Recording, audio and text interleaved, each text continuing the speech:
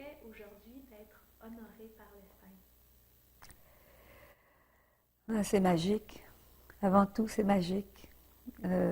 C'est un rêve. Bon, je n'ai jamais rêvé de recevoir une décoration aussi importante, et surtout par Sa Majesté le roi d'Espagne. Et surtout, presque une fin de carrière, je dis, de danseuse, non pas de chorégraphe ou de professeur de danse, mais de danseuse. Presque une fin de carrière remplie d'histoires comme ça, mais c'est incroyable. C'est incroyable. Alors, imaginez ma joie. Oui. C'est incroyable, je n'arrive pas à y croire encore. Quand j'y pense, le soir, je me couche, puis je me pince, puis je me dis... Et l'autre soir, mon mari et moi, on était voir un film, justement, Pararico. Et puis je regardais la ville de Murcia sur l'écran, je disais, regarde Claude, c'est ce pays-là, le pays, il est devant moi, puis le Pierre vient de m'honorer. Sa Majesté le roi, c'est son royaume. Puis ici, au Québec, la petite fille de 14 ans qui jouait ses petites castagnettes, titi tata, et à 58 ans, elle apprend une chose pareille. Ah, c'est la vie. Mais c'est le beau côté de la vie, avec ses surprises. Ah.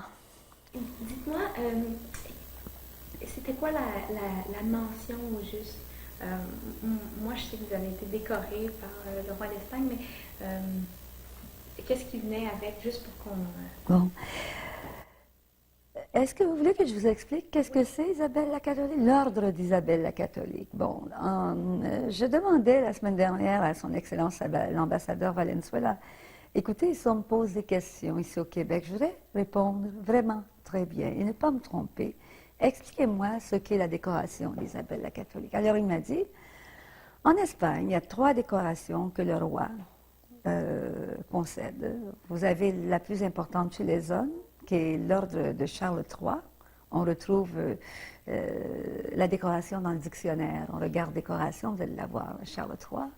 La deuxième, pour les femmes, c'est Isabelle la catholique, qui a été fondée, l'ordre a été fondé en 1715 par le roi Ferdinand, parce qu'avant, il n'y avait pas de décoration vraiment pour les femmes. Et ensuite, la troisième, c'est l'ordre du mérite. Et chaque décoration a un palier.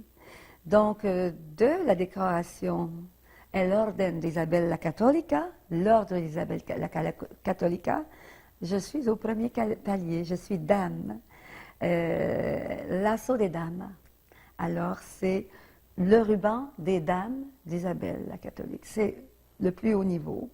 Bon, mais pour vous donner un exemple, bon, aussi, ça représente la Légion d'honneur, mais c'est différent quand même. C'est le summum. Vous avez par exemple la chanteuse opéra Montserrat Caballé, qui a eu cette décoration-là, la pianiste célèbre Alicia de la Rocha.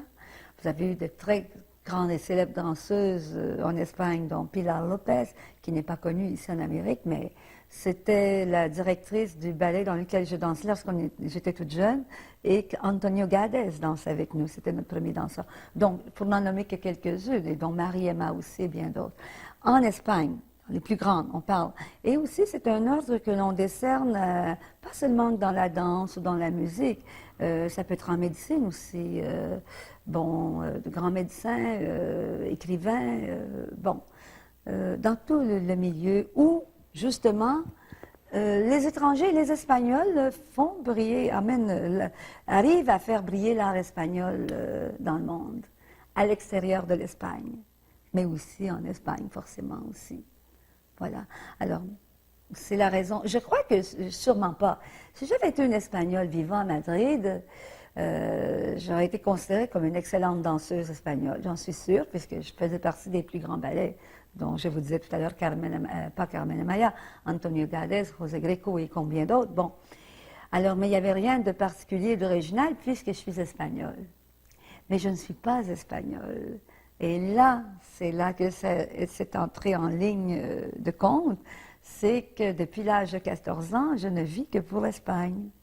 À tel point que je me suis exilée pour aller apprendre les traditions.